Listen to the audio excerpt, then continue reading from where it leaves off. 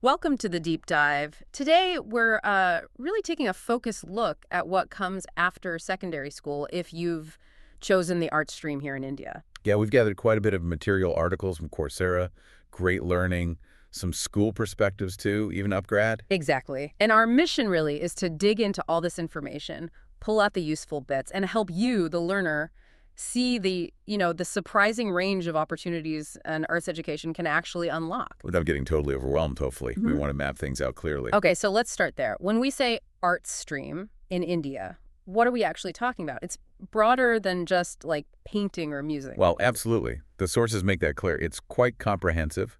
You've got visual arts, sure, but also history, literature, economics is often in there, performing arts, legal studies, political science. So it's really a foundation in understanding human society, culture, that kind of thing. Precisely. From lots of different angles, it builds a really broad understanding.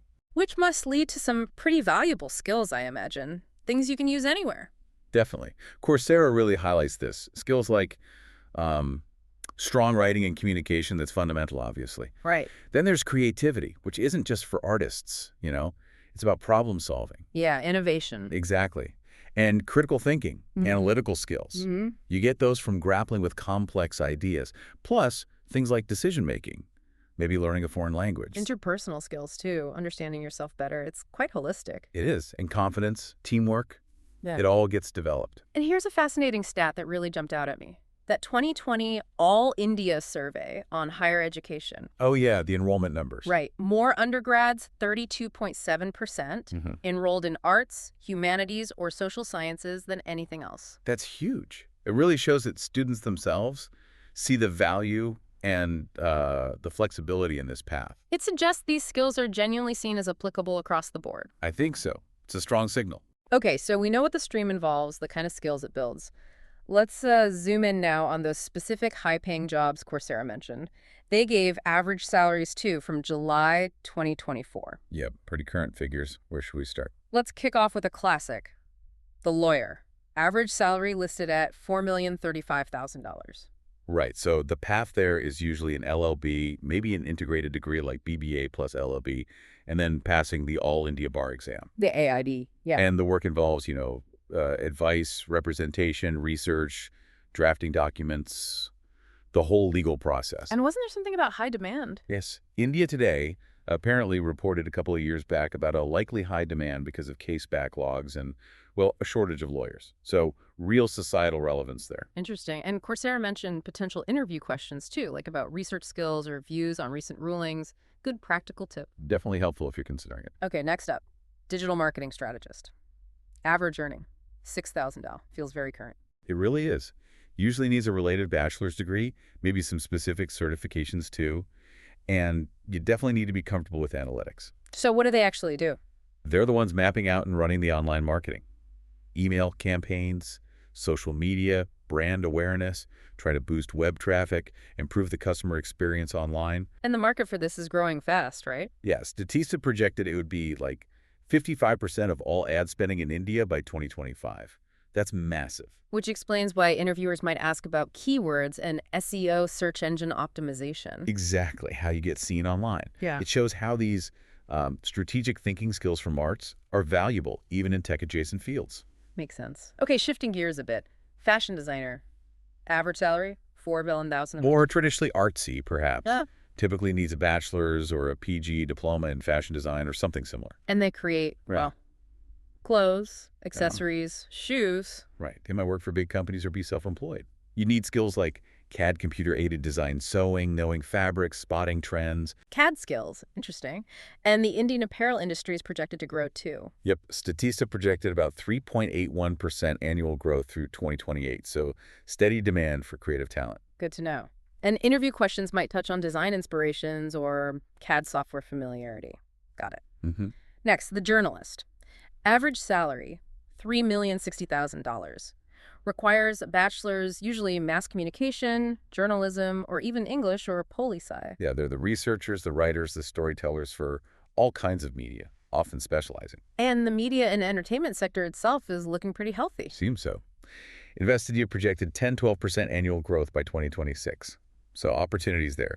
Key skills are things like knowing style guides, how to verify info, crucial today. Absolutely critical. Okay, let's move over to hospitality. Hotel manager. Average salary, $5,040,000. Requires a diploma or bachelor's in hotel management or hospitality, usually.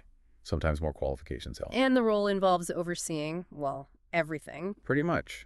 Staff, guests, finances, marketing, making sure the whole place runs smoothly. Problem solving is key. And tourism in India is projected to grow significantly. Yeah, the World Travel and Tourism Council predicted, I think, 7.8% annual growth over the next decade, starting back in 2022.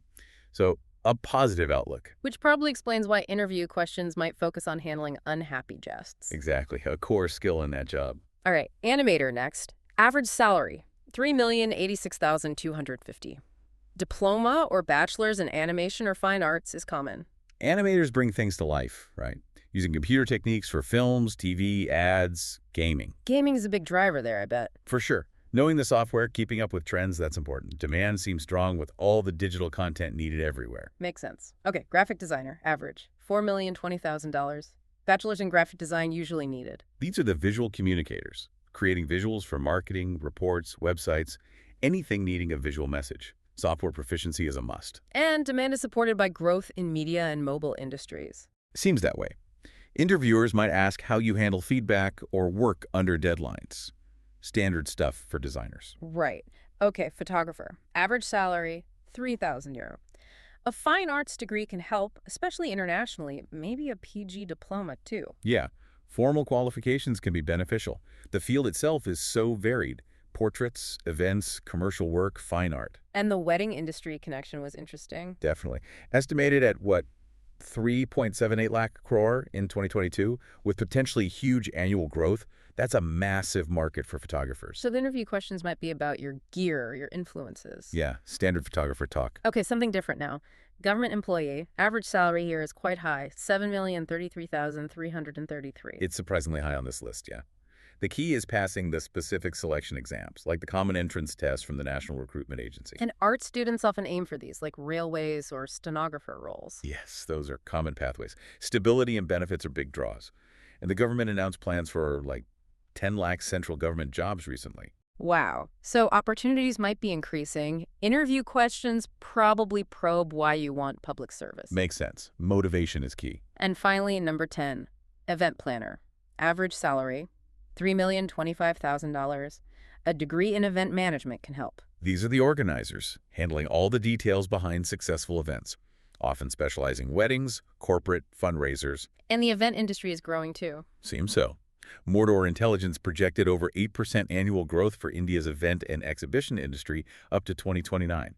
So a busy field. Interview questions might be about event types you enjoy or how you prioritize tasks. Yeah, organizational skills under pressure. So, okay, taking a step back from these specific jobs. What's the bigger picture emerging here? It's definitely not a narrow path. Not at all. And great learning really emphasizes this. A Bachelor of Arts, a BA, is super flexible. It covers social sciences, humanities, liberal arts. Building those core skills we talked about, critical thinking, communication. Exactly. And those skills open doors in aviation, tourism, banking, media, government. Loads of sectors. Their average salary figure, around $4,033,106, lines up pretty well with many of the jobs we just listed. And then there's the Bachelor of Fine Arts, the BFA, for those really focused on, painting, music, theater, animation. Right, honing that specific creativity and presentation skill set.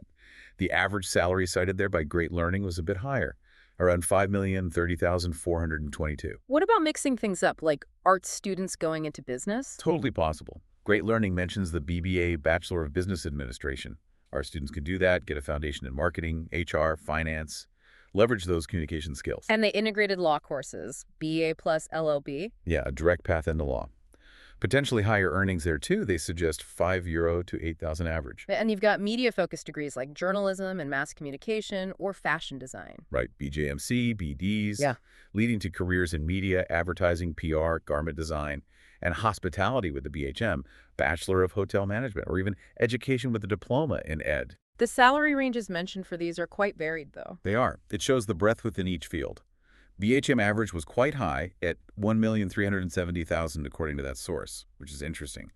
Others like mass media, BMM or BSc in design also showed strong potential earnings. And even within a standard BA, the subject matters, right? Like sociology versus political science versus economics. Absolutely. Each specialization, sociology, poli-sci, econ, English, tends to lead down slightly different paths with different average salary expectations.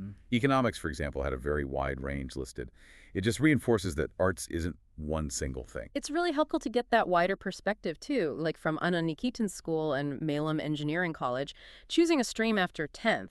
It shouldn't just be about what seems prestigious or high-paying. No, it really has to be about you, your interests, what you're actually good at, what you want long term, not just what friends or parents think. Yeah. Science might lead to STEM, commerce to business and finance, but arts is for those drawn to humanities, social sciences, creativity. It's about finding the right fit. Exactly. Genuine self-reflection is key. What makes you curious? And, it was kind of surprising to see the upgrad source mention that even science grads sometimes pursue careers like journalism or psychology or hotel management, Yeah. which are fields we associate with arts students, too. It really highlights how transferable skills are becoming. That analytical ability from science or the communication skill from arts, they can cross over. It suggests the lines aren't as rigid as we sometimes think. Definitely not. It's about leveraging your strengths wherever you gain them and being open to different paths. Okay, so let's try and tie this all together. What are the really crucial takeaways for someone considering the art stream, or maybe already in it? I think the biggest thing is just understanding the sheer breadth of options. High potential, rewarding careers are absolutely available. And those core skills, communication, critical thinking, creativity, they aren't just, nice to haves. They are genuinely valued across so many industries. From law and journalism to digital marketing and event planning. Right. It's a strong, adaptable foundation. Yeah. Not a dead end by any means. And for you, the learner, listening to this, we really hope this deep dive has maybe sparked some ideas, shown possibilities you hadn't considered. Remember, your interests, your strengths, that's your best guide. Don't be afraid to look at those interdisciplinary routes or really focus on how you can apply those transferable arts skills. Which leads to, maybe, a final provocative thought to leave you with. Think about this. In our increasingly complex world, how might that deep understanding of human behavior, of societies, that you get from art subjects, how might that give you a unique edge? Maybe even in fields like tech or business where it seems less obvious. Yeah, like what unexpected connections could emerge down the road? Exactly. What innovative intersections might you create? It's definitely something worth thinking about as you plan your future.